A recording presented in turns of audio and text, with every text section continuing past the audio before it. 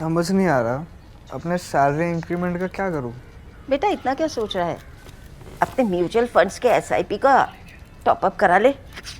This is the right time. क्या? समझ में नहीं आया। बेटा इतना क्या सोच रहा है? अपने म्यूचुअल फंड्स का एसआईपी टॉपअप करा ले। This is the right time. अब समझा।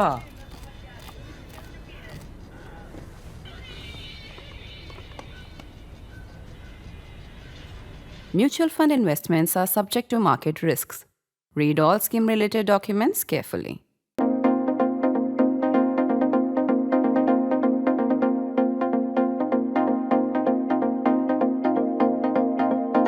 This week's national interest raises an important question.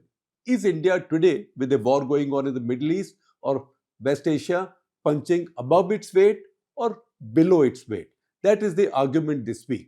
Before I start the argument, however, I will remind you that the admissions for the 6th batch of the Print School of Journalism are closing now.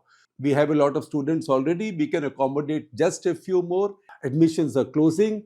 Graduates of the 5th batch were in our office, in our newsroom just this week on Thursday to collect their certificates. Many of them are now coming on Monday to intern with us. All of those who enrolled with the Print School of Journalism, where classes are held over the weekends, online over 16 weeks, they can come and intern with us in a real newsroom. Many of them are now working with us and working with other organizations as well. And also, many of our students are not even looking for straightforward journalistic jobs. They want journalistic skills taught to them by real journalists, editors, experts, or columnists, academics. They imbibe these skills and these empower them in any of the professions that they might be following, from doctors to chartered accountants to lawyers to scientists. All of them. Everybody likes to learn to communicate better, to tell a story. So once again, if that's what you want to do, please apply for the Print School of Journalism. Admissions are closing very soon. As I'm speaking, you will see instructions on your screen. You will also see them with the description of this video. That said, let me get back to this week's national interest, the real business today. The national interest columns over the past year have had a convenient "Thank you Trump" headline. Twice, "Thank you Trump 1" and "Thank you Trump 2", because it was his hectoring and humiliations that shook a chilled out India, prompting it to focus on the economy, invest in defense again, dump ideological trade aversion and embrace free trade agreements, FTAs. The situation now is more complicated. We can't just say "Thank you Trump." If I said "Thank you Trump", I'd need to add Netanyahu. So thank you Trump and Netanyahu, but definitely somebody from Iran as well. But who to thank in Iran?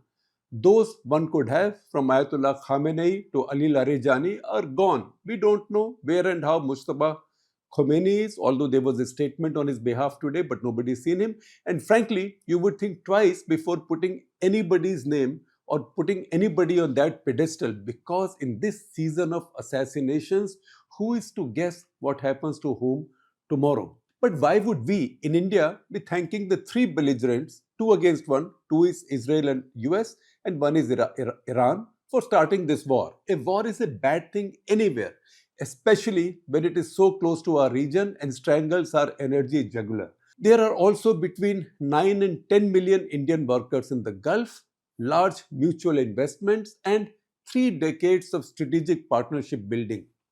Shouldn't we be cursing those involved in the war, especially those that launched it on 28 February, rather than thanking them? The picture is more complex than that. One way of seeing it is through the partisan debate at home. Those with the BJP or Modi government would have us believe that this war is resurgent India's coming of age, that the government has played its card with genius, strengthened its friendship among the Arabs while keeping the equilibrium with Iran, and secretly cheering its dismantling by our formal strategic partners, America and Israel. By the way, India now has seven formal strategic partnerships in the Middle East. You can call it West Asia if you so prefer.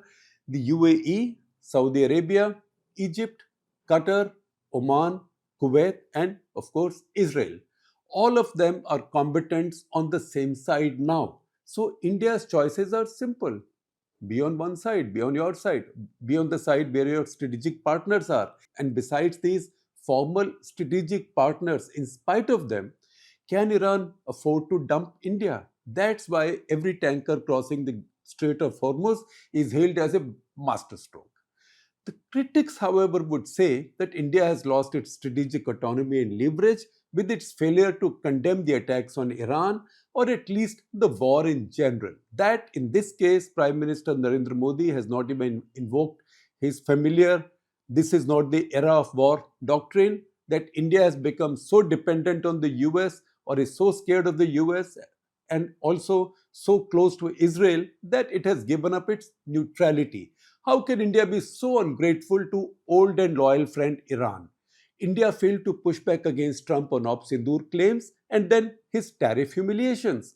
And the exaggerated commitment to Israel is blamed on the BJP's anti-Muslim politics. And that last one, however, is complicated. While the BJP is not known to be an admirer of Muslims, the fact is most of the Muslim world is in the camp opposed to Iran.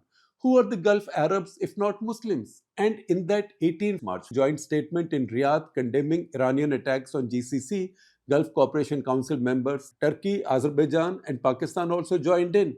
That adds up to about 5 times the Muslim population in Iran. About 5 times, in fact, a little more than 5 times the Muslim population in Iran. So, if you want to see the Modi government's position here in the communal Jew versus Muslim terms, the answer is bah.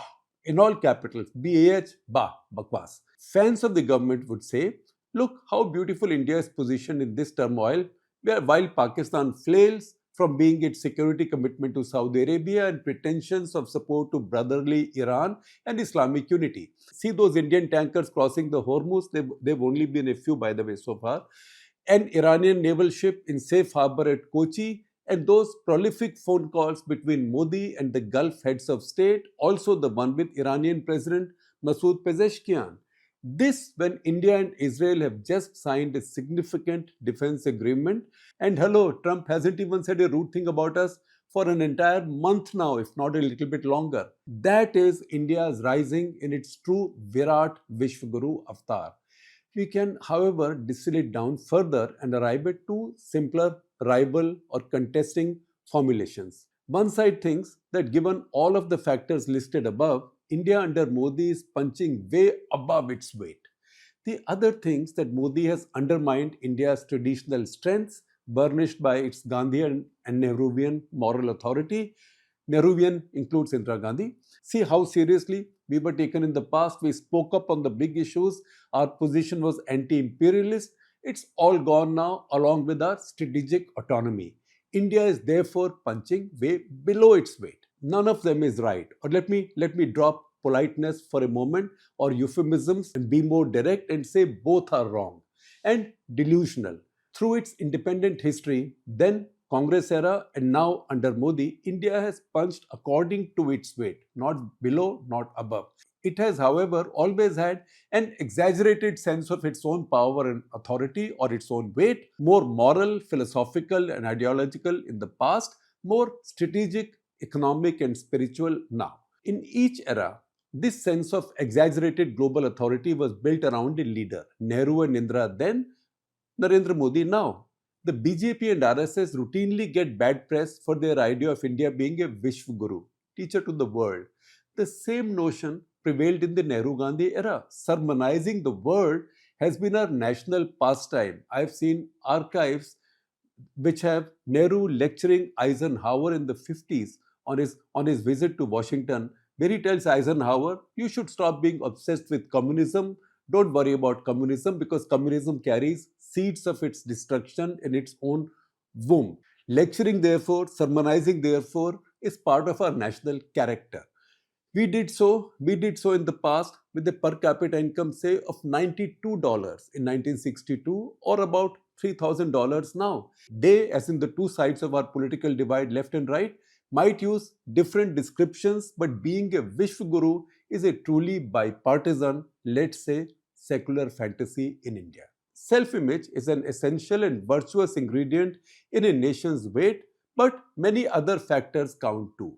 In the past, we were economically weak, militarily threatened, strategically aligned with the Soviet Union with compromised strategic autonomy, and for a long time needed food aid. If we kept quiet over the Soviet action in Hungary 1956, Czechoslovakia 1968, Cambodia 1978, and Afghanistan 1979, it showed how little strategic autonomy we had. We chafed, we saw injustice being done, but we knew where our larger national interest was, acted wisely, and kept our mouths shut. And yet, we were able to stand up to Richard Nixon and Henry Kissinger in 1971. That demonstrated the strategic clout we had built through our Soviet alliance and the Green Revolution. We were no longer food aid dependent. Net, we were punching according to our weight. Today, on our way to being the world's fourth largest economy, albeit at a per capita GDP of just around $3,000, way below the middle income status, we can still build a most consequential partnership with the US while maintaining a robust relationship with Russia and stability with China.